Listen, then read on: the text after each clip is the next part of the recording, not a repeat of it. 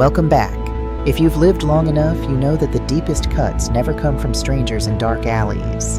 They come from the people sitting at your own dining table, eating the food you cooked, under the roof you built. Today's story is about a mother's love, a son's greed, and the terrifying realization that the cage you are trapped in was built by the people you trust the most. Grab a warm cup of tea, settle in, and listen closely to Beatrice's story. Because what happened to her could happen to anyone. The fluorescent lights inside the Target pharmacy were always too bright, buzzing with a faint electric hum that made my temples throb. I stood at the checkout counter, my hands resting on the cool plastic of the conveyor belt. I was 68 years old, a retired high school English teacher who had spent 40 years grading essays, saving meticulously, and living a life of quiet, predictable dignity. In front of me sat a small pile of necessities, a bottle of my prescription blood pressure medication, a tin of loose-leaf Earl Grey tea, and a plush, ridiculously soft stuffed bear wearing a little red sweater. The bear was for my grandson, Leo. He was turning 4 next week, and I had promised him a proper teddy bear, not the loud plastic electronic toys my son and daughter-in-law constantly bought him. "That'll be $62.40, Mrs. Hayes," the young cashier said, her name tag reading Ashley. She had a kind smile, the kind of smile I used to see on my favorite students. "Thank you, dear," I murmured, pulling my wallet from my worn leather purse. I pulled out my silver bank card. It was a premium card, tied directly to the checking account that caught the overflow from my retirement distributions. My late husband, Robert, and I had planned our finances with military precision. We had a robust 401k, sensible investments, and this house, our beautiful, sprawling New England colonial, was paid off entirely. I had nothing to worry about. I was supposed to be safe. I inserted the chip into the machine. I watched the little digital screen flash. Processing. Then a harsh flat beep. Declined. Ashley frowned slightly, tapping a key on her register. "Sometimes the chip reader is a little finicky. Let's try it again, Mrs. Hayes. Maybe just wipe the chip on your sleeve." A faint flush of heat began to creep up the back of my neck. I forced a polite chuckle, rubbing the plastic card against my cardigan before sliding it back in. I knew there was money in that account. Just last month, the balance should have been well over $15,000, my safety net for daily expenses. Processing. Beep. Declined. Contact institution.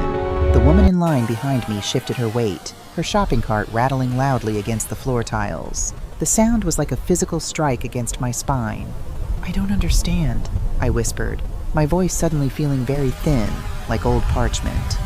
"There must be a mistake with the bank's servers today. There is more than enough in that account." Ashley's kind smile faltered, replaced by a look of practiced retail pity. "I'm so sorry, ma'am. Do you have another card? Or perhaps cash?"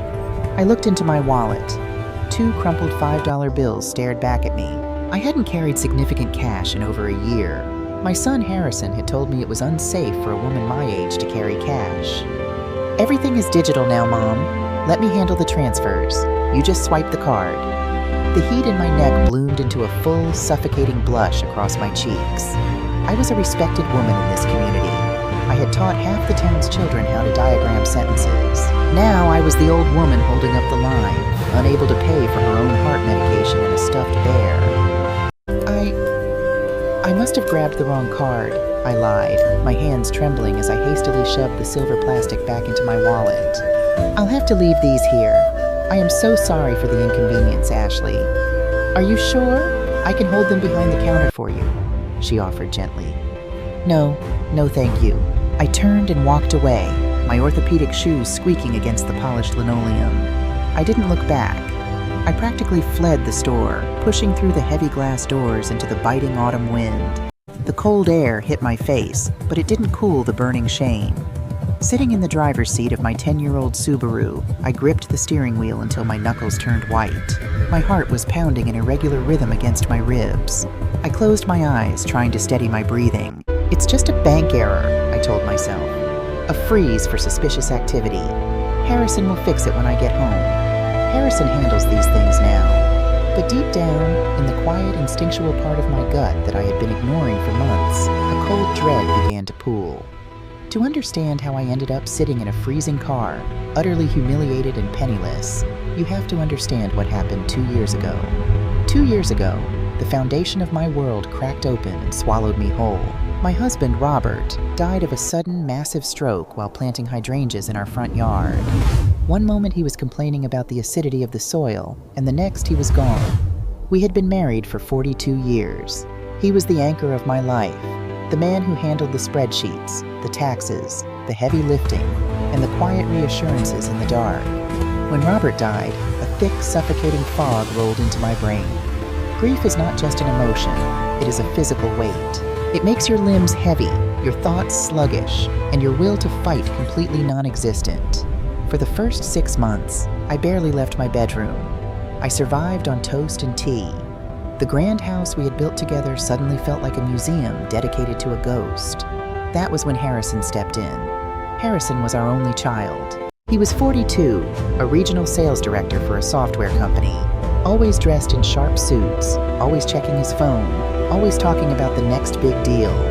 He had a lovely wife, Chloe, and their sweet boy, Leo. They lived in a rented condo in the city, always complaining about the lack of space and the exorbitant rent. 3 weeks after Robert's funeral, Harrison and Chloe sat me down at the large oak dining table, the same table where Robert and I used to drink our Sunday morning coffee. Chloe had baked a casserole. She poured me a glass of water, resting her perfectly manicured hand over mine. "Mom, we can't bear to see you like this," Harrison had said, his voice thick with what I thought was genuine concern. "You're rattling around in this huge house all alone. You're not eating. You're forgetting to check the mail. Dad wouldn't want you living like a ghost." "I'm fine, Harry," I had whispered, though I was so tired my bones ached. "Just give me time." "We want to come stay with you," Chloe chimed in, her voice dripping with maternal sweetness. "Just for a while. We can take care of the cooking, the cleaning, the yard work. You can spend time with Leo. You shouldn't have to carry the burden of this estate all by yourself while you're grieving." It sounded like a lifeline thrown to a drowning woman. The thought of hearing a child's laughter in the house again, the thought of waking up to the smell of coffee someone else had brewed, it broke through the fog. I agreed. Within a month, their condo was packed up, and they had moved into the guest wing of my home. At first, it was a blessing. Chloe cooked dinners. Harrison mowed the lawn. I spent my afternoons reading stories to little Leo on the porch. But then the subtle shifts began. The insidious, invisible tightening of a net I didn't even know I was caught in. It started with a stack of papers on a Tuesday evening. Harrison had laid out a thick folder of legal documents on the kitchen counter. "Mom, the probate lawyer sent these over. It's about Dad's life insurance and the transition of the 401k and the investment accounts into your name solely." I looked at the dense legal jargon, the columns of numbers, and my head swam. Robert had always handled this. The very thought of logging into the brokerage accounts, of making decisions about mutual funds and yields, made me want to weep. "I can't look at this right now, Harrison," I said, rubbing my temples. "Can't we just leave it as it is?" "We can't, Mom. The market is volatile right now. If we don't actively manage the transition, you could lose thousands in penalties and bad positioning," Harrison explained, his tone shifting into his professional, authoritative sales voice. He pulled out a specific document, sliding it toward me with a silver pen. "What is this?" I asked. "It's a durable power of attorney," Chloe said softly from the stove, not turning around. "It just means Harrison can legally speak to the bank and the brokerage firm on your behalf. He can pay the property taxes, manage the utility bills, and handle the 401k allocations without you having to sit on hold for hours or go down to the bank." "It's just for administrative stuff, Mom," Harrison added, his eyes wide and earnest. "You're the sole beneficiary. The money is entirely yours. This just makes me your legal proxy to do the heavy lifting. I want you to rest. Let me take care of you, the way Dad would have wanted." The way Dad would have wanted. That was the phrase that broke my resistance. I trusted my son. We had raised him to be a good man. Why would I doubt him? I picked up the pen and signed my name on the dotted line. I signed away my autonomy with a stroke of blue ink, believing I was buying myself peace. For the first year, everything seemed fine. But then, the atmosphere in my house began to change. It wasn't one massive explosion. It was a slow, agonizing erosion of my comfort, like water wearing down a stone. It started in the kitchen. Robert and I had always loved good food. We bought fresh cuts of meat from the local butcher, artisan breads, and my expensive Earl Grey tea. Gradually, those items vanished from the pantry. They were replaced by bulk-bought pasta, generic canned vegetables, and the cheapest, most bitter coffee on the supermarket shelf. When I gently mentioned it to Chloe, she sighed, wiping down the counter with a tense, sharp motion. "Mom, inflation is out of control right now. We all have to tighten our belts. Harrison is working so hard to make sure your retirement fund stretches. We can't be wasting money on frivolous luxuries." Frivolous luxuries. I was a millionaire on paper. My retirement accounts held over $900,000, and the house was worth another $800,000. Buying a $5 loaf of good bread was not a frivolous luxury, but I didn't want to cause friction in the home. I hated conflict. So I drank the bitter coffee in silence. Then came the cold. When the brutal New England winter set in, I noticed the house was perpetually freezing. I have poor circulation, a side effect of my age and my blood pressure. I would wrap myself in 2 sweaters and a thick wool blanket just to sit in my own living room. One evening, my teeth literally chattering, I walked to the hallway thermostat. It was locked behind a clear plastic box. The digital readout said 60 degrees. "Harrison," I called out. He emerged from his home office, looking annoyed. "Why is the thermostat locked? It's freezing in here. I need to turn the heat up," I said, my voice shaking slightly from the chill. Harrison sighed, adopting the tone of a weary parent explaining something to a stubborn child.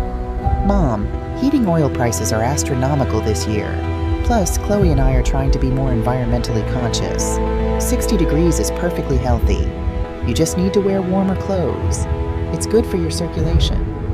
"This is my house, Harrison," I said, a rare spark of defiance flaring in my chest. "I have enough money to heat my own home.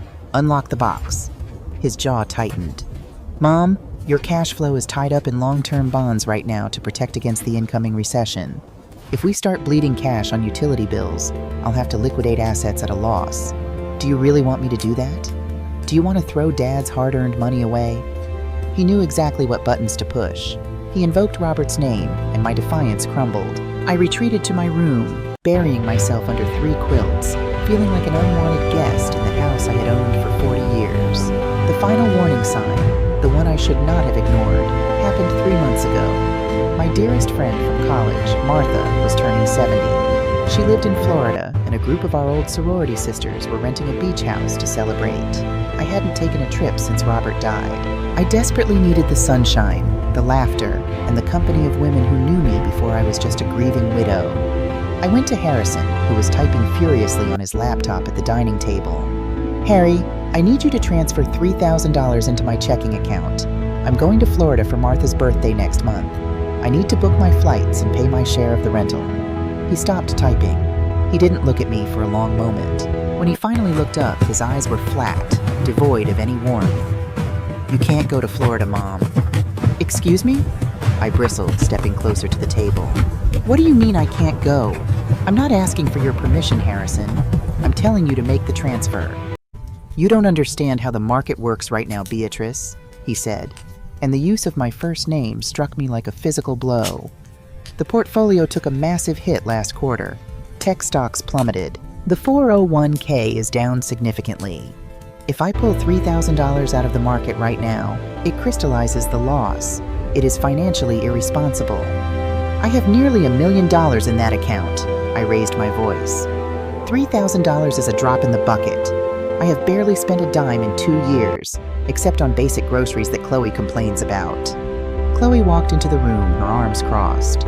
"Mom, please don't yell at him. He is stressed out of his mind trying to manage your finances and keep this family afloat. A beach vacation is just... it's selfish right now, to be honest. We're all making sacrifices." Selfish. I stared at the two of them. They stood united, a wall of patronizing authority.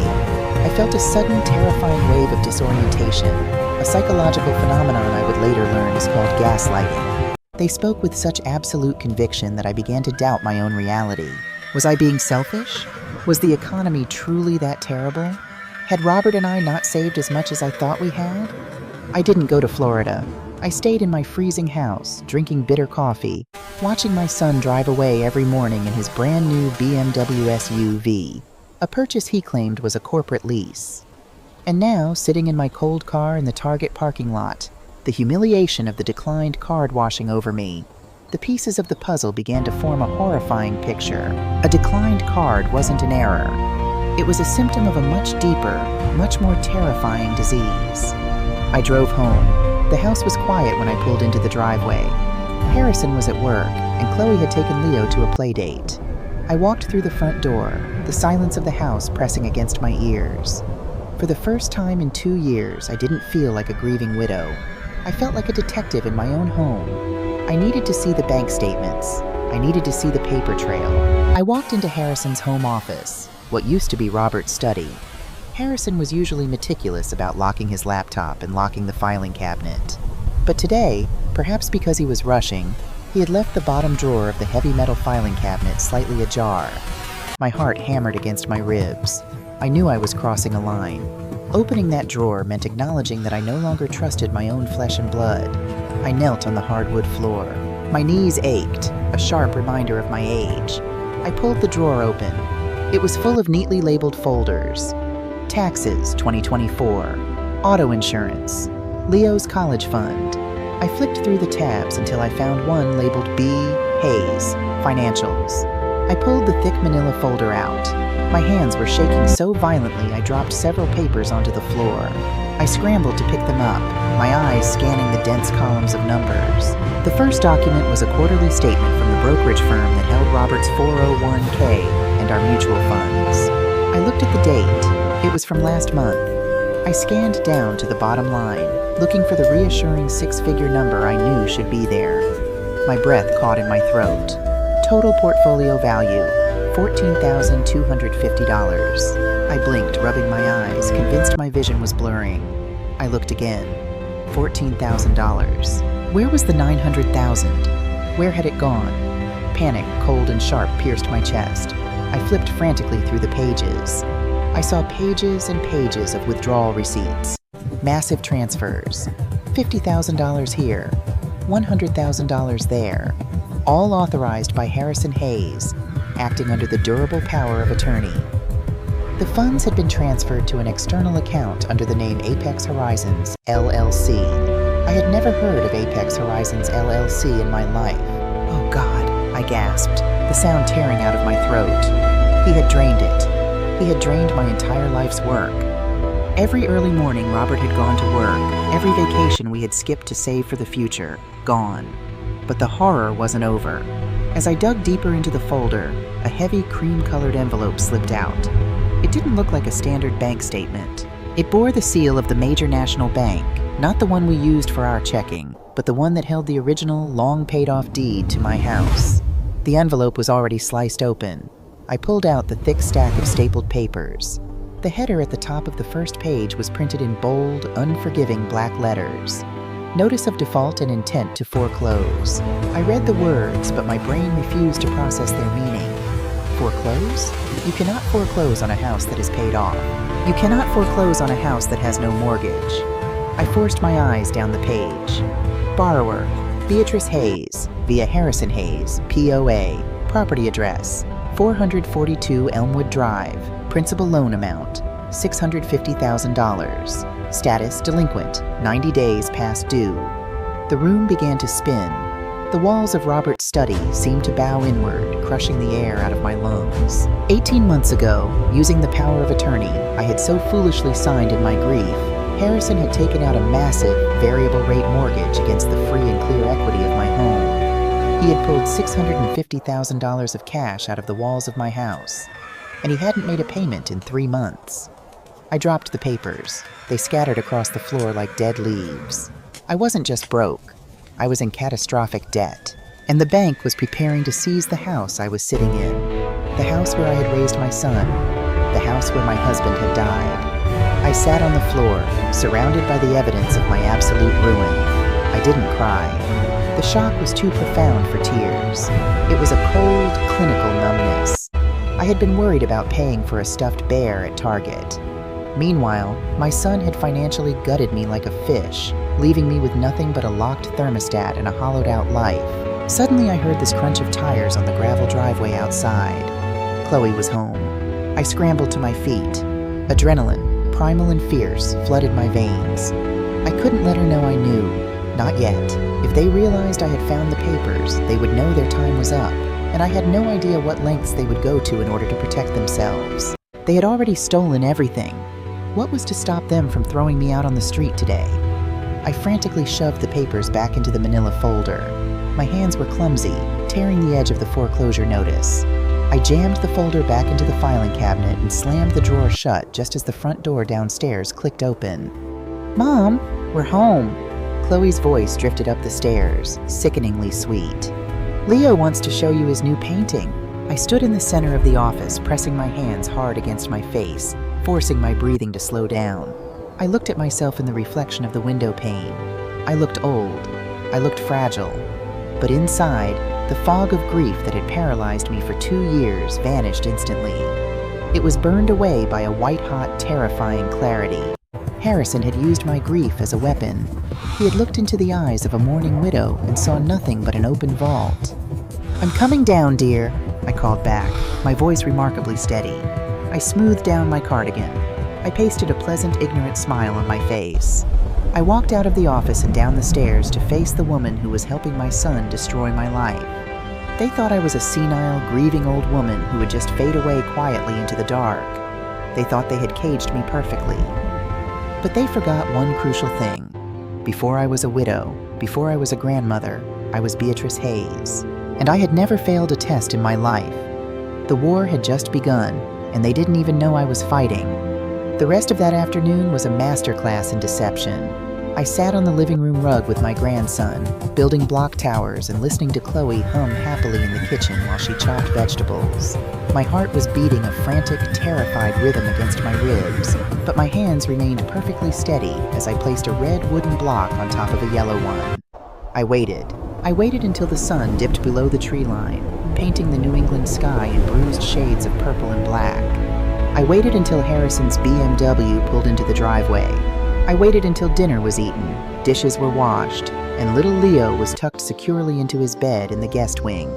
Only then, when the house settled into its heavy, suffocating quiet, did I make my move. Harrison was in his home office, the glow of his dual monitors illuminating his face. He looked stressed, rubbing the bridge of his nose as he scrolled through a spreadsheet. I walked in, quietly shutting the heavy oak door behind me. The click of the lock made him jump. "Mom, what are you doing? I'm right in the middle of a Q3 projection," he said, not bothering to hide his irritation. I didn't say a word. I walked over to his desk and dropped the manila folder directly onto his keyboard. The papers spilled out, the depleted 401k statements, the wire transfers to Apex Horizons LLC, and right on top, the notice of intent to foreclose. Harrison's eyes darted down to the desk. I watched the color drain completely out of his face. For a full 10 seconds, the only sound in the room was the low hum of his computer tower.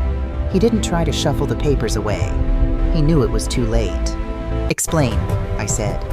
My voice wasn't a scream. It was a terrifyingly calm, hollow whisper. He opened his mouth, but no sound came out. He looked like a little boy who had just broken a neighbor's window, not a 42-year-old man who had stolen $1 million. Mom, please sit down. Let me explain," he finally stammered, standing up so fast his ergonomic chair rolled backward and hit the wall. "I am perfectly fine standing in the house you secretly mortgaged," I replied, crossing my arms over my chest. "Apex Horizons. Who is that, Harrison?" He swallowed hard, his Adam's apple bobbing. Then the tears began. They welled up in his eyes, his face contorting into a mask of pure, unadulterated anguish. He collapsed back into his chair, burying his face in his hands, his shoulders shaking with heavy sobs. "It's my company, Mom," he wept, the words muffled by his hands. "The software firm. They let me go a year ago, right after Dad died. They downsized my whole division. I couldn't tell you. I couldn't tell Chloe.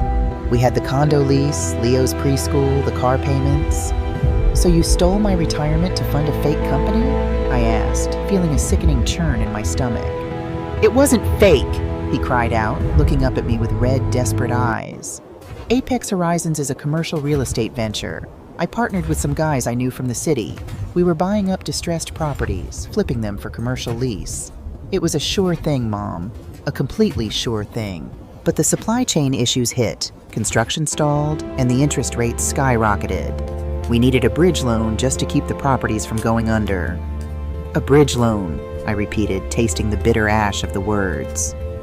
You took $650,000 out of the equity of my home, the home your father built, without telling me, and you drained his life savings. It was just temporary. He reached across the desk, grabbing my wrist.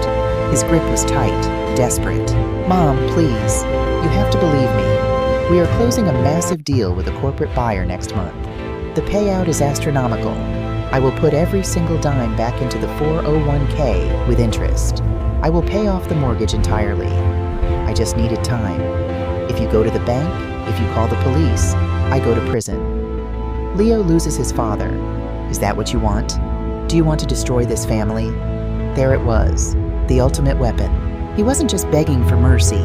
He was holding his own child hostage as emotional blackmail. I looked at my son. I looked at the tears streaming down his face, the dark circles under his eyes, the sheer terror radiating from him.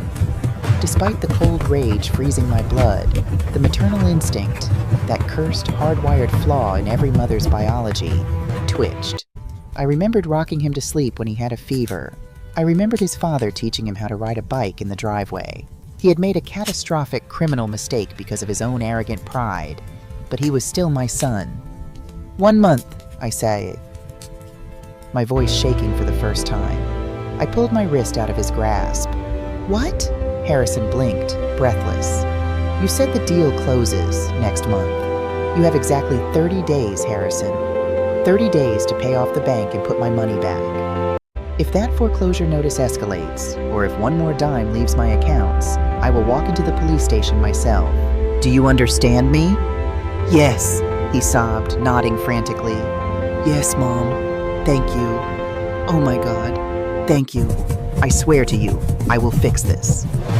I turned and walked out of the office.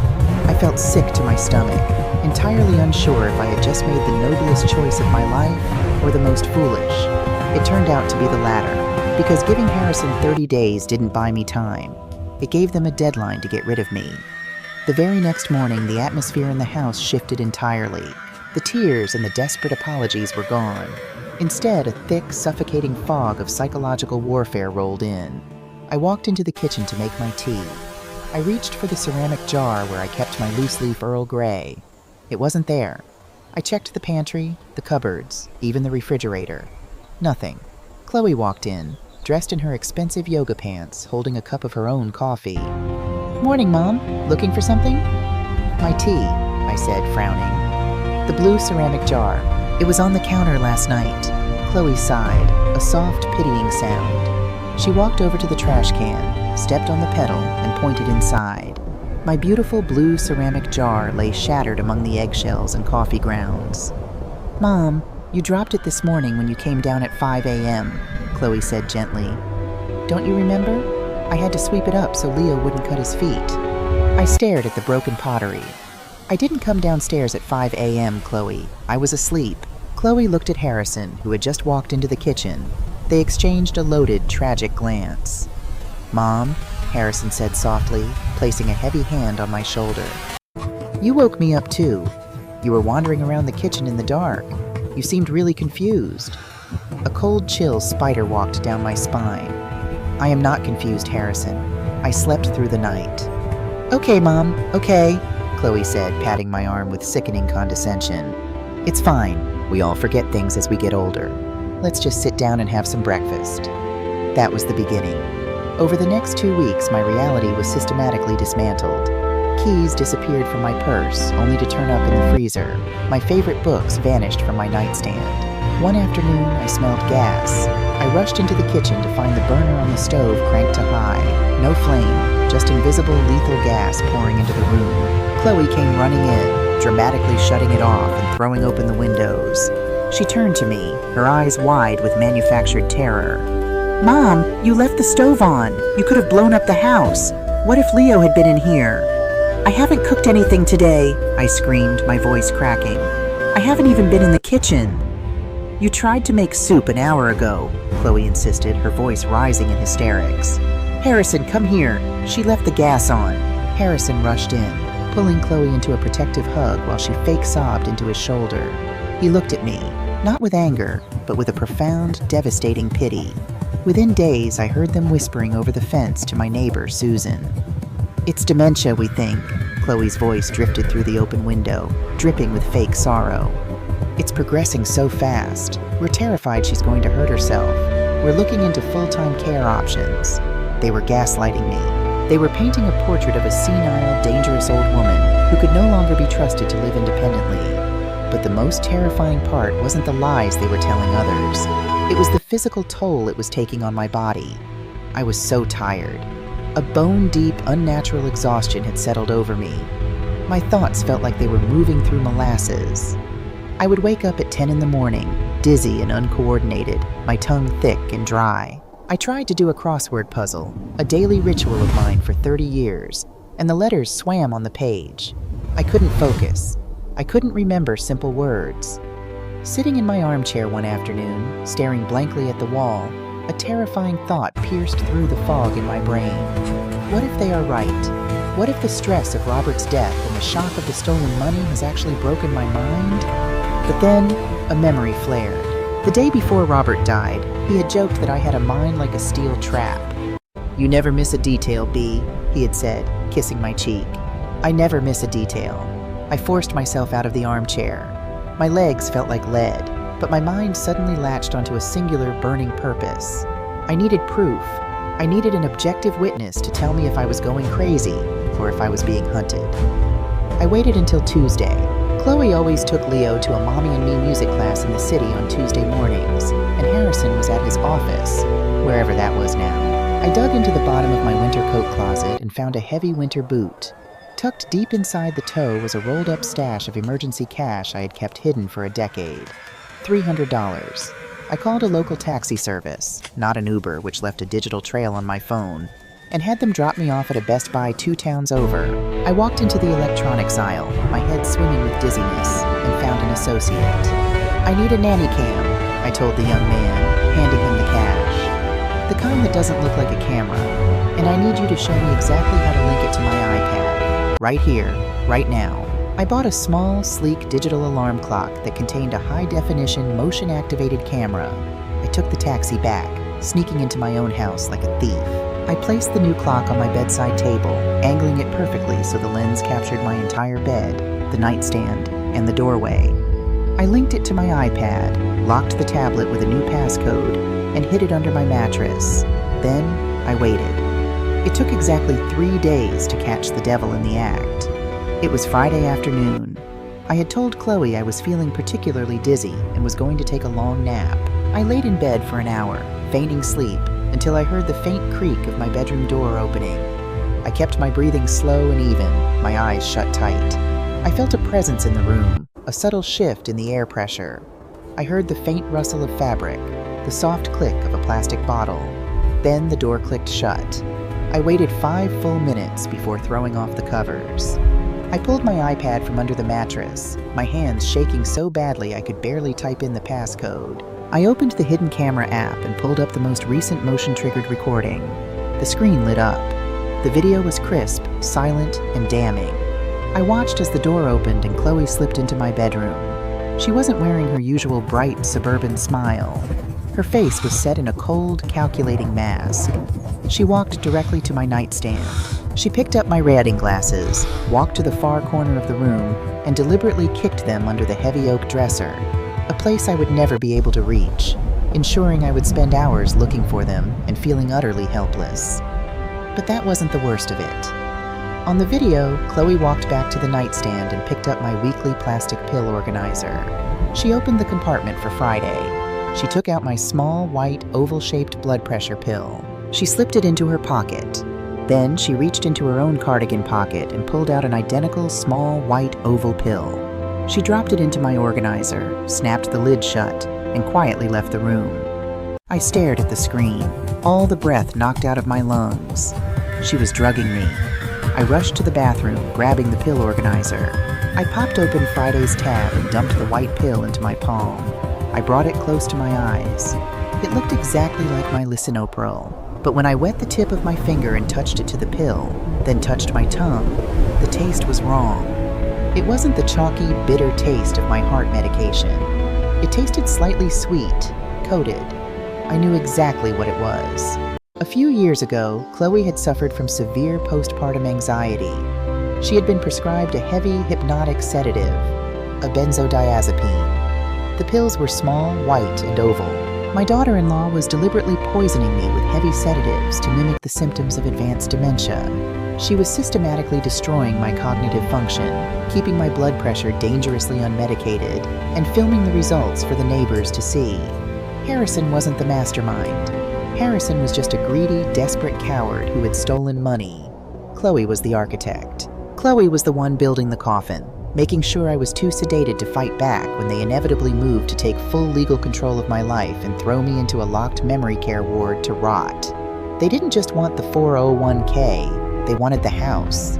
They wanted everything, and they needed me legally incapacitated to get it before my 30-day deadline expired. I sat on the edge of my bathtub, staring at the little white pill in my palm. The dizziness and this brain fog I had been feeling for weeks suddenly made perfect, terrifying sense. I wasn't losing my mind. I was being hunted. A lesser woman might have screamed.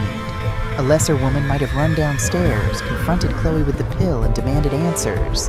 But the drugs had worn off just enough for the old Beatrice Hayes to step out from the shadows. If I confronted them now, it would be my word, the word of an unstable, confused old woman, against a young, articulate, seemingly desperate couple.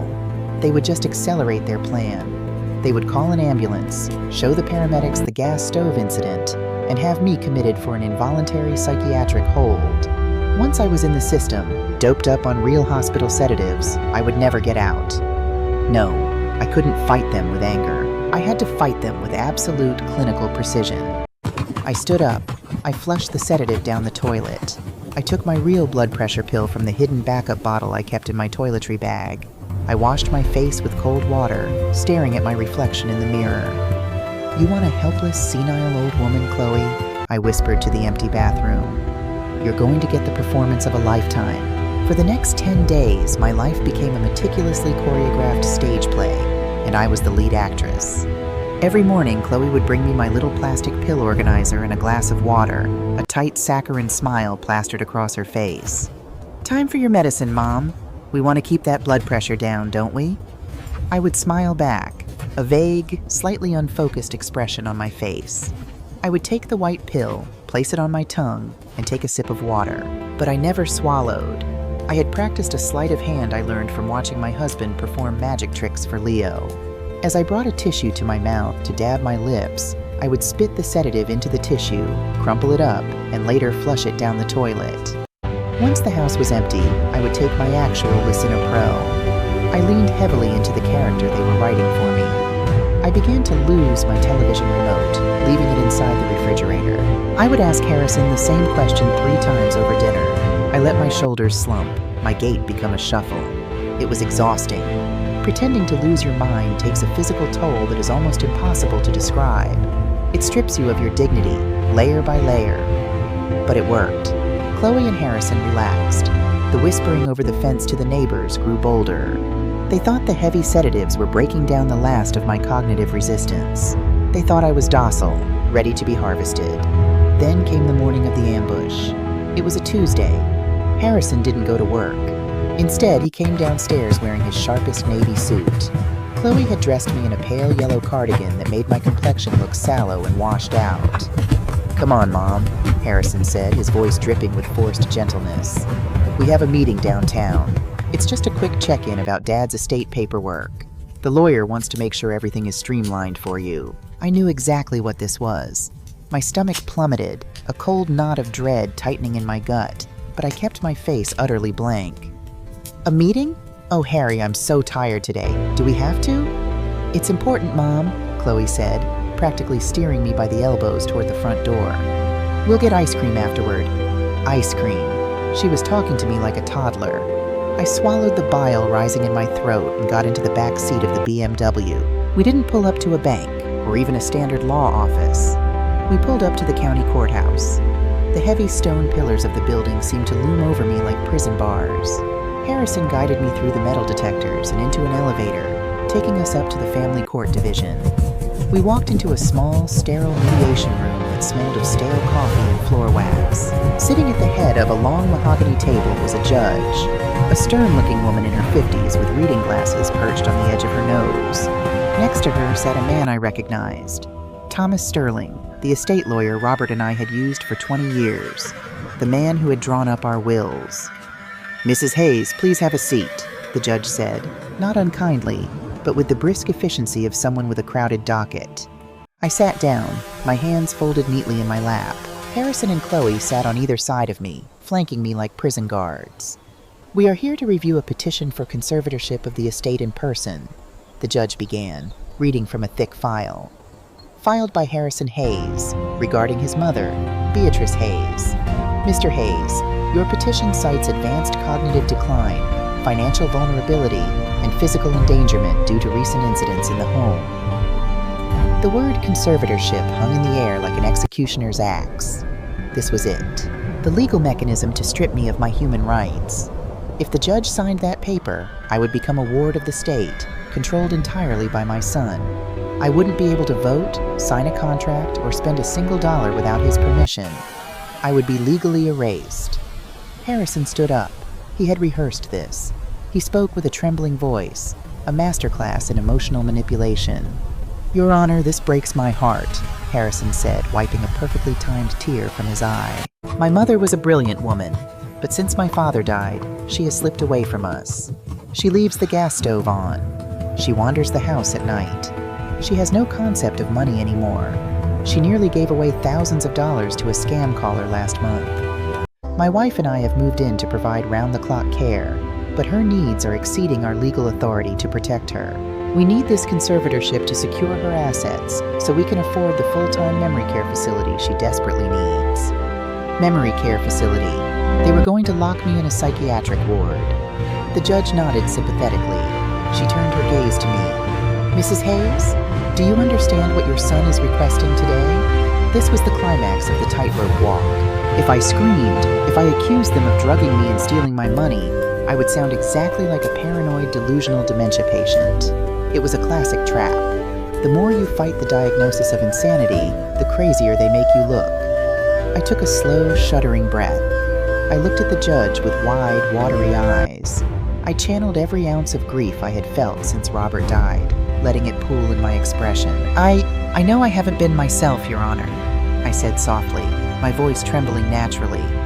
"Losing Robert, it broke something inside me. And I know I forget things. The house is so big and the quiet is so loud." Chloe shot Harrison a triumphant glance out of the corner of her eye. They thought I was surrendering. "But," I continued, sitting up just a fraction of an inch straighter, "I love my home. The thought of leaving it terrifies me. I know Harrison is trying to help, but a permanent conservatorship, taking away all my rights forever. It feels so final, like I'm already dead." I let a single tear slip down my cheek. The judge softened visibly. Judges are human. They see families tearing each other apart all day long. A grieving widow asking for a little grace is a powerful thing. "What are you suggesting, Mrs. Hayes?" the judge asked gently. "A probationary period," I said, my tone completely reasonable, devoid of any hysteria. "Give me 90 days, Your Honor. Order an independent, court-appointed medical evaluation. Let a doctor who doesn't know me test my memory. If I truly am a danger to myself in 90 days, I will sign the papers myself. But please don't strip my life away based on one terrible, grief-stricken year." Harrison stiffened beside me. "Your Honor, the medical records attached to the petition clearly show the records from her general practitioner note symptoms of cognitive fog, Mr. Hayes, but there is no formal neurological diagnosis of Alzheimer's here," the judge interrupted, flipping through the file. She looked back at me. "Mrs. Hayes, your request is highly lucid and entirely reasonable." The judge slammed her gavel down lightly. "I am granting a 90-day continuance. I am assigning a guardian ad litem to represent Mrs. Hayes' interests independently.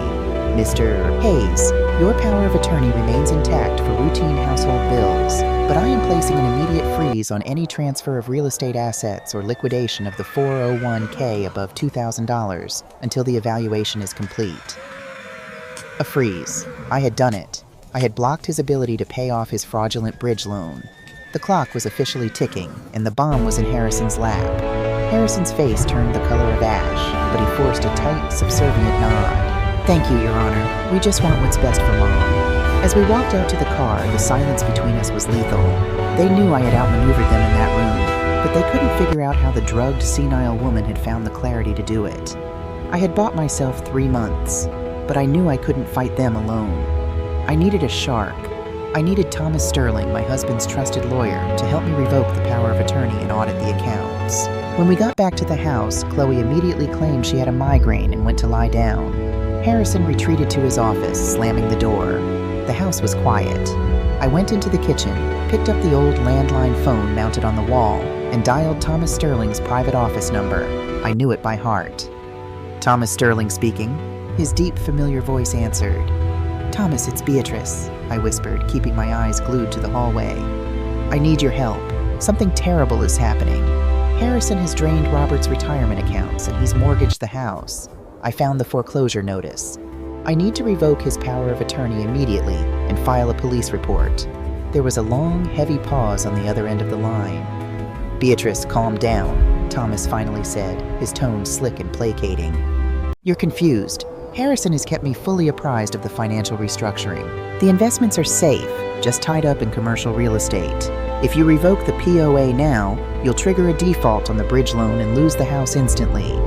You need to let the boy work." "He stole $1 million, Thomas," I hissed, my grip on the plastic receiver turning my knuckles white. "He forged documents to get that loan. You're my lawyer. You have a fiduciary duty to me, not my son." "My duty is to the estate, Beatrice," Thomas replied coldly. "And frankly, after seeing you in court today, I'm concerned about your paranoia. Go get some rest. We'll talk when you're thinking clearly." Click. He hung up on me. I stood in the kitchen, staring at the phone. A sickening wave of betrayal washed over me, colder and deeper than what I had felt with Harrison. Thomas Sterling had eaten dinner at my table. He had spoken at Robert's funeral. Suddenly I heard a soft click on the line. I hadn't hung up the receiver yet. The house had an old intercom feature built into the landlines. The light on the base station was blinking. Someone had picked up the extension in the home office. I pressed the receiver tight against my ear, holding my breath. I heard the sound of dialing. Then Thomas Sterling's voice echoed through the earpiece.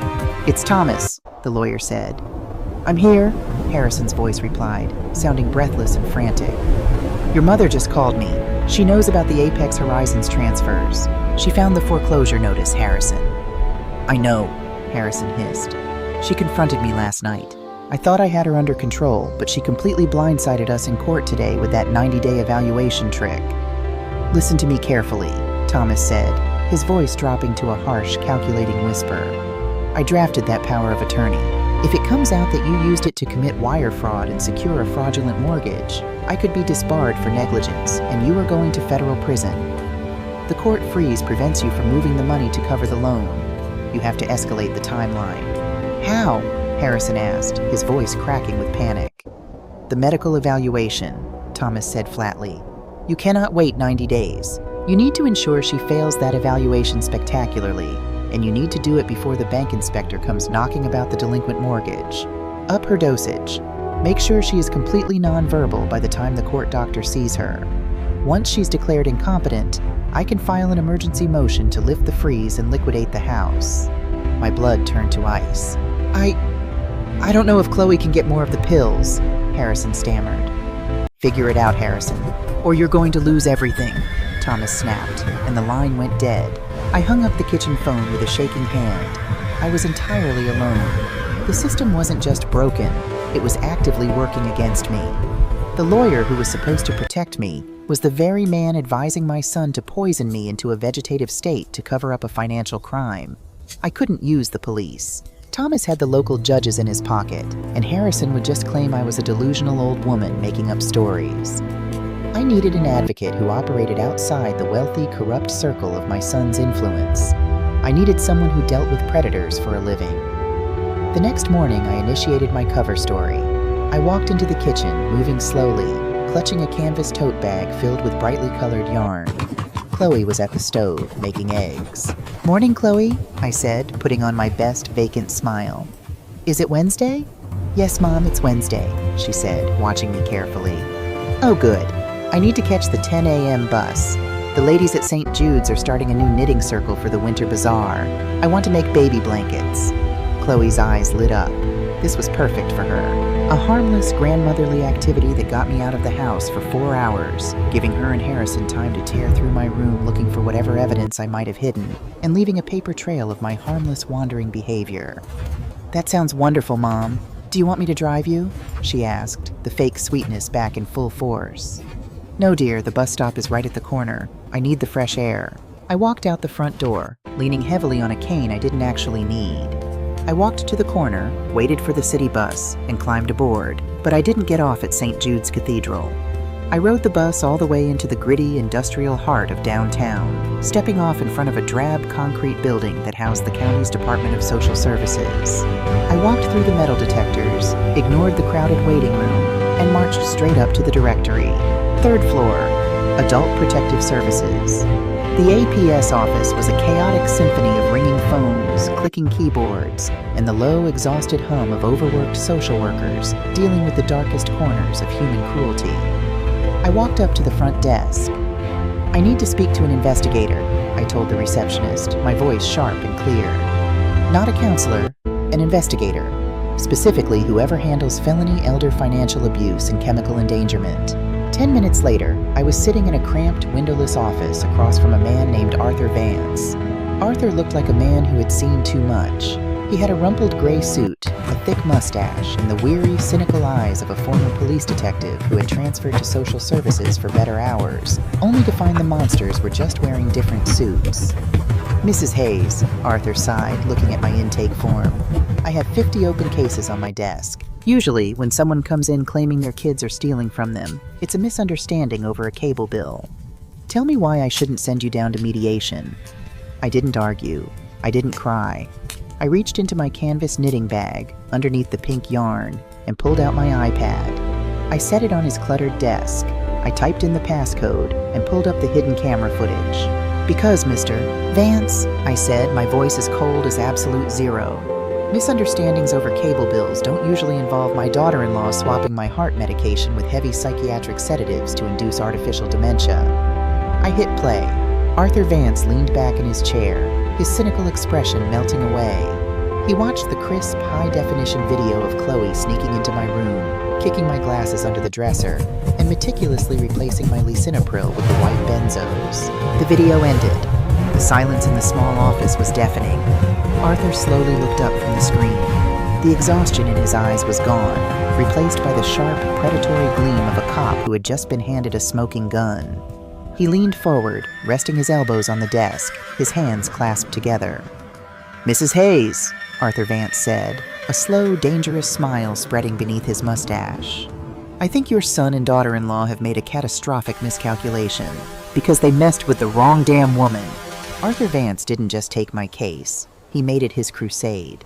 For a man who spent his days drowning in the bureaucratic red tape of the county government, Arthur moved with the lethal, silent efficiency of a strike team. We had 90 days before the court-ordered medical evaluation, 90 days before Harrison and his crooked lawyer, Thomas Sterling, would attempt to officially strip me of my human rights. But Arthur and I only needed 30. My Wednesday morning knitting circle became our war room.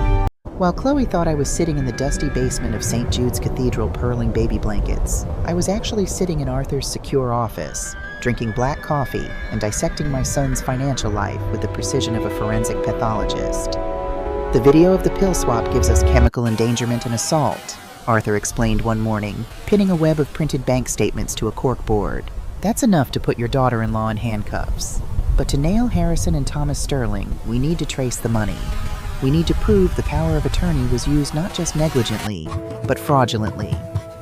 With my authorization, Arthur subpoenaed the records for Apex Horizons LLC, the mysterious commercial real estate venture Harrison had bled my 401k dry to fund. We also pulled the deed history and the mortgage origination documents for my house. What we found over the next 3 weeks wasn't just a betrayal. It was a joke. A cruel, pathetic, cosmic joke. Arthur slid a thick, bound dossier across the desk toward me.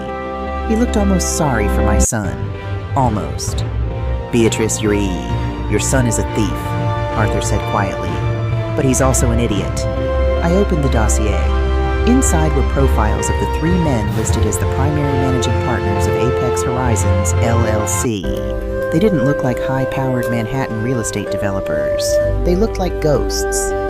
Harrison didn't invest your money into distressed commercial real estate, Arthur explained, tapping the paper. Apex Horizons doesn't own a single brick of property.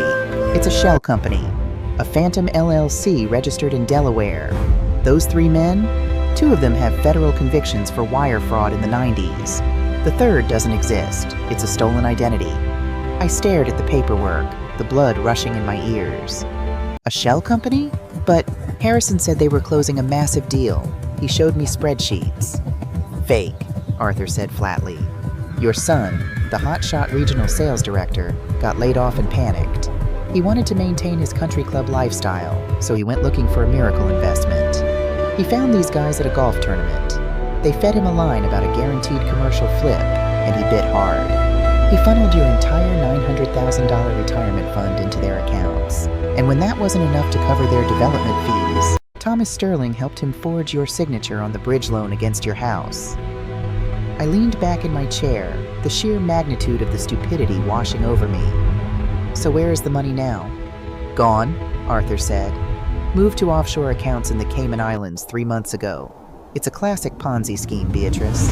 They used your money to pay off earlier investors to make themselves look legitimate, and then they vanished. Harrison has been desperately trying to reach them for weeks. That massive corporate buyout he told you was closing next month? It's a ghost ship. He's been lying to you, lying to his wife, and lying to his lawyer. He stole from his own mother to give to con artists. The irony tasted like copper on my tongue. Harrison had destroyed my life, risked my health, and put my home on the auction block. All because he was too arrogant to admit he had been played for a fool. He was sitting in my house, playing the ruthless mastermind, completely unaware that he had already been robbed blind. Does he know? I asked softly. Not yet, Arthur smiled grimly. According to the wiretaps we just got approved on his phone, he still thinks the partners are just restructuring the payout. But Thomas Sterling is getting nervous. The bank that issued your fraudulent mortgage is demanding their first quarterly balloon payment in 2 weeks. If Harrison doesn't pay, they foreclose on your house, and the fraud gets exposed. Which is why Thomas told him to up my dosage, I realized, a cold shiver running down my spine. If they can get me declared incompetent and locked in a memory care facility next week, Thomas can legally liquidate the house, pay off the bridge loan to hide the fraud, and pocket whatever is left for Harrison's care. Exactly, Arthur said, leaning forward. But they need a stage to play this out. They need to prove to the community and to the court that they are the loving, desperate caregivers of a wealthy, deteriorating woman. I looked down at the calendar on Arthur's desk. A red circle was drawn around the upcoming Saturday. The Apex Horizons Gala, I murmured. Harrison and Chloe had been planning it for a month. They had rented the grand ballroom at the historic downtown hotel. They had invited 50 of the wealthiest people in our community, doctors, local politicians, and potential investors, under the guise of celebrating Apex Horizons' upcoming acquisitions. In reality, it was a desperate Hail Mary attempt by Harrison to scrape together enough new investment capital from our friends to make the mortgage payment before the bank foreclosed, and I was going to be their prop. Chloe had already bought me a matronly, oversized lavender dress. They were going to parade me out, a tragic, fading widow, to garner sympathy and open wallets. They want a show, I said, looking up at Arthur. The grief and the fear that had haunted me for 2 years were completely gone, replaced by a cold, crystalline fury. Let's give them a show, Arthur. The ballroom of the Grand Hotel was draped in white silk and gold lighting. Waiters carried trays of champagne through a crowd of men in tuxedos and women in expensive evening gowns. A string quartet played softly in the corner. It was a monument to fake wealth, built entirely on the stolen security of an old woman. I sat at a prominent table near the front, dressed in the hideous lavender gown Chloe had chosen for me. I slumped slightly in my chair, my eyes glassy, staring blankly at the floral centerpiece. Chloe stood behind me, her hands resting possessively on my shoulders. She looked stunning in a deep emerald dress, playing the role of the devoted daughter-in-law to perfection. Every time someone approached our table, she would sigh dramatically, leaning in to whisper, She's having a good day today, thank God, Chloe murmured to Susan, my neighbor. But the decline is so rapid. We're touring assisted living facilities next week. It's breaking Harrison's heart. I let my head loll slightly to the side, maintaining my vacant stare, while every muscle in my body coiled tighter and tighter, like a spring ready to snap. At the front of the room, Harrison tapped a spoon against his crystal champagne flute. The room quieted down. He stepped up to the microphone, adjusting his silk tie. He looked handsome, confident, and entirely in his element. A born salesman. "Good evening, friends, family, and future partners," Harrison began, his voice echoing through the ballroom. "Tonight is about the future. Apex Horizons was founded on the belief that community investment can revitalize our commercial districts. But tonight is also about family." He gestured toward my table, putting a hand over his heart. "Many of you know my mother, Beatrice. My father built a legacy in this town, and when he passed, he entrusted me with protecting her. It hasn't been easy. Aging is a cruel thief." He paused, letting a perfectly timed look of sorrow cross his face. The room collectively softened. "But the investments we are securing tonight aren't just for profit.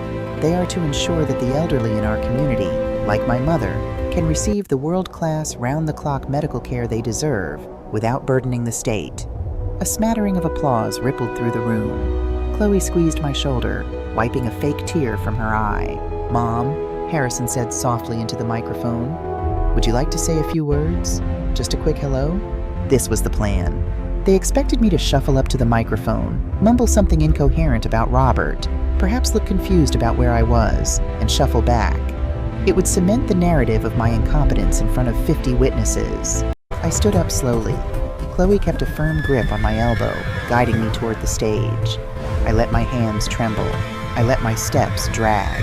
When I reached the microphone, Harrison gave me an encouraging, patronizing smile and stepped back. I stood in silence for a long moment. I looked out at the sea of faces, people I had known for decades. I looked at Thomas Sterling, the lawyer, sitting at a VIP table, swirling his scotch. I looked at Chloe, standing off to the side, looking impatient. And finally, I looked at my son. Then I reached up and adjusted the microphone stand. My hands were no longer trembling. My posture straightened. The slump vanished. "Thank you, Harrison," I said. My voice didn't waver. It rang out, clear, sharp, and commanding. The voice of a high school English teacher who had just caught the class cheat. Harrison frowned, stepping forward slightly. "Mom, just say thank you." "I said thank you, Harrison," I cut him off sharply, not breaking eye contact with the crowd. A ripple of unease washed over the room. "My son is right about one thing. Aging is a cruel thief, but it is nothing compared to the cruelty of your own blood." I reached into the small beaded clutch purse I had brought with me. I pulled out a small black remote control. Behind me, the massive projector screen, which had been displaying the fake Apex Horizons logo, flickered. "For the past 2 years, I was told I was losing my mind," I said to the silent, captive audience. "I was told I was a danger to myself. I was told my retirement funds were safely tucked away in a brilliant real estate venture. Tonight, I want to show you all the reality of that venture." I pressed the button on the remote. The screen behind me flashed bright white, and then a document appeared. It was the bank statement Arthur and I had pulled. The numbers were massive, bold, and undeniable. "This is the record of my late husband's 401k, I said, my voice echoing like thunder.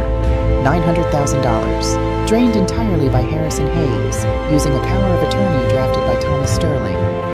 The crowd gasped. Thomas Sterling dropped his glass of scotch. It shattered against the floor. "Mom, stop!" Harrison lunged toward the microphone, his face flushed dark red. "Turn that off, she's confused. Somebody cut the projector." "Don't touch me," I snapped, my voice freezing him in his tracks. I clicked the remote again. The notice of intent to foreclose appeared on the screen, detailing the $650,000 fraudulent bridge loan taken out against my house. "This is the mortgage my son forged against my paid-off home to funnel money into Apex Horizons," I continued, looking directly at the wealthy investors in the room. "A company that, as of this morning, federal investigators have confirmed is a Cayman Islands Ponzi scheme run by convicted felons. Your money isn't going into real estate, ladies and gentlemen. It's going to pay off the bank to keep my son out of prison." Chaos erupted. Chairs scraped against the floor. Investors were standing up, shouting, pulling out their phones. Harrison was hyperventilating, backing away from the stage, his hands gripping his hair. "It's a lie! It's a lie! The deal is real!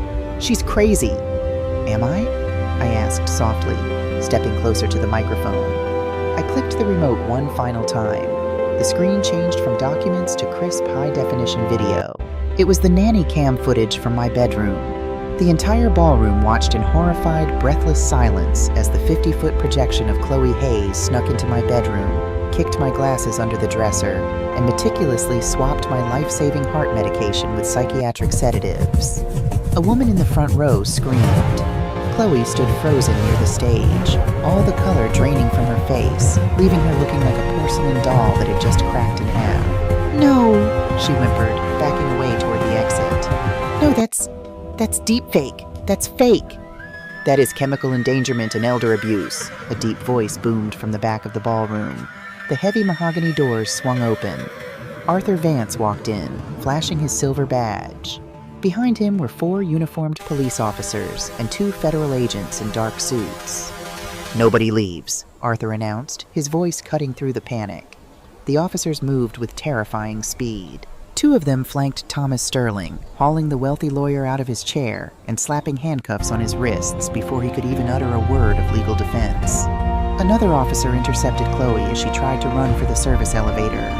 She fought, screaming and thrashing in her emerald gown, her perfect suburban facade entirely shattered as the cold steel cuffs clicked around her wrists. Harrison didn't run. He couldn't. He collapsed onto his knees at the edge of the stage, right at my feet. The arrogant, untouchable regional director was gone. He was a broken, weeping shell. "Mom, please," he begged, looking up at me, his tears soaking his tuxedo shirt. "I'm your son. I'm your son. Please don't do this to me." I looked down at him. I felt no triumph. I felt no joy. I just felt an overwhelming, profound emptiness where my love for him used to be. "You stopped being my son the day you decided my life was worth less than your pride, Harrison," I said quietly, stepping around him. An officer hauled him to his feet, reading him his Miranda rights as they marched him out of the ballroom, his sobs echoing down the hallway. The room was a disaster zone of shocked whispers and flashing police lights. I walked off the stage, my back straight, my head held high. I walked over to the coat check, retrieved my simple wool coat, and stepped out into the crisp, cool autumn air. Arthur Vance was standing by his unmarked car, writing in a notepad. He looked up and gave me a rare, genuine smile. "You did good, Beatrice," he said. "They'll be held without bail pending the federal wire fraud charges. Sterling is already trying to cut a deal to testify against your son." "What about Leo?" I asked, the only remaining ache in my heart. "Child Protective Services placed him with Chloe's sister an hour ago," Arthur assured me. "He's safe. He won't even know what happened tonight." I nodded, wrapping my coat tighter around myself. There's just one loose end. The next morning, the sky was a brilliant, cloudless blue. I sat on my front porch, wrapped in a thick blanket, sipping a cup of hot, expensive Earl Grey tea. A black town car pulled into my driveway. The back door opened and Chloe's sister, a severe-looking woman named Margaret, stepped out. With her was Chloe. She was out on a temporary 24-hour restricted bail, wearing an ankle monitor, allowed to return to the house solely to pack up Leo's belongings and her own clothes before returning to custody. Chloe looked like a ghost. Her hair was unwashed, her eyes red and swollen. She walked up the driveway, glaring at me with a hatred so pure it practically vibrated. You think you won, you vindictive old witch?" Chloe spat, stopping at the bottom of the porch steps. "You sent the father of your grandson to prison. Harrison sent himself to prison." I took a sip of my tea. "You just drove the getaway car." Chloe let out a harsh, broken laugh. "Enjoy the porch while you can, Beatrice. You may have frozen the accounts, but you didn't pay the bank. Tomorrow is the deadline. The foreclosure goes through. The bank is going to kick you to the curb, and you'll die in a state-run nursing home anyway." I slowly lowered my teacup to the saucer. I looked at the woman who had poisoned my food, stolen my peace, and tried to erase my mind. "You really don't pay attention, do you, Chloe?" I asked softly. "What are you talking about?" she snapped. "Did you ever wonder," I said, leaning forward, "why Arthur Vance and I didn't care about the foreclosure deadline? Did you ever wonder what happened to the life insurance payout Robert left me? The one that wasn't tied to the 401k? Chloe froze. Harrison never found it, I continued, because Robert put it in a private trust under my maiden name before he died. $500,000. Arthur and I took that money last week, combined it with an emergency state victims restitution grant, and we approached the bank holding the fraudulent mortgage. Chloe's mouth fell open, a silent gasp of horror forming on her lips. We didn't pay off the mortgage, Chloe, I smiled, a cold, sharp expression that made her physically step back. I bought the debt. The bank sold the note to a holding company that I own. I stood up, walking to the edge of the porch, looking down at the woman who had tried to bury me alive. The bank isn't foreclosing on this house tomorrow, Chloe, I said, my voice ringing with absolute, unshakable authority. Because I am the bank. This house belongs to me, free and clear. Chloe stared at me, her eyes wide with the shattering realization of her total, absolute defeat. She had nothing. No money, no husband, no home, and a looming prison sentence. You have exactly 1 hour to pack your bags and get off my property, I told her. If you take so much as a silver spoon, I will have the police drag you out by your hair. I turned my back on her, walked inside my beautiful, quiet house, and locked the door behind me. It has been a year since that night. Harrison pleaded guilty to wire fraud and elder abuse. He is serving 8 years in a federal penitentiary. Chloe took a plea deal for the chemical endangerment and got 4 years. Thomas Sterling was disbarred and is currently awaiting trial. I see Leo every weekend. His aunt brings him over and we sit on the porch eating ice cream and reading stories. He is too young to understand where his parents went, and I pray by the time he is old enough, the sting of their absence will be softened by the love he feels here, in this house. I am 70 years old now. I still drink good tea. I keep the thermostat at a comfortable 72 degrees, and I never ever let anyone tell me I am forgetting things. If there is one thing I want you to take away from my story, it is this. Do not let your love for your family blind you to the reality of their actions. The people we love the most are the ones closest to the knife. Trust your gut, read the documents, and never ever sign away your voice, because when the lights go out and the people you trust try to convince you that you are losing your mind, you have to be the one to light the match. You have to be the one to burn their lies to the ground. Thank you for listening to my story. If you found strength in this, please subscribe, like, and share it with the women in your life. Stay safe, stay sharp, and never let anyone put you in the dark.